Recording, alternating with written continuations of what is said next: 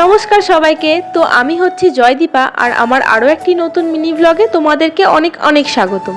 তো আজকে হচ্ছে আমার 30 ডেজ মিনি ব্লগ চ্যালেঞ্জের ডে 26 আর মাত্র 4 দিন ব্লগ আপলোড দিতে পারলেই কিন্তু আমার 30 ডেজ চ্যালেঞ্জটা পূর্ণ হয়ে যাবে।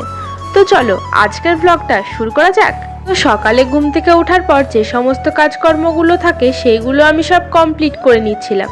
আর আমার বর যেহেতু গিয়েছে কাজে, তাই সমস্ত যা কাজকর্ম আছে সেইগুলো সব সারার পর কিন্তু স্নান করে আমাকে রান্নাটাও এদিকে বসিয়ে দিতে হবে।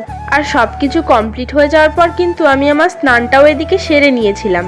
আর স্নান করার পর কিন্তু সমস্ত জামা কাপড়গুলো আমি ছাদে মেলে দিয়েছিলাম। আমার ঘড়ির কাঁটার দিকে তাকিয়ে আবার ভেবো না জানো আমি 4টের সময় স্নান করেছি। আসলে এই ভিডিও ক্লিপটা আমার স্নান করার পর রান্না করা, খাওয়া, সমস্ত বাসন মাজা তারপরে নেওয়া হয়েছে। আর সময়টা যেহেতু অনেকটাই হয়ে গেছিল তাই পেয়ে গেছিল কিন্তু প্রচুর খিদে, তাই আমরা এদিকে আমাদের খাওয়া দাওয়াটাও কিন্তু কমপ্লিট করে নিয়েছিলাম। আর আজ আমাদের মেনুতে ছিল ডিমের ঝোল, মশলা পটল, স্যালাড আর তার সাথে পাঁপড় ভাজা। আর তারপরের দিকে আমরা খেয়ে নিয়েছিলাম আঙুর। সন্ধ্যাবেলা যেহেতু সবাই একটু একসাথে হয়েছিলাম তাই কিন্তু আমাদের আজকে ছিল মুড়ি পার্টি। তো আজকের মতো এখানে এন্ড করছি, দেখা হবে কাল, বাই।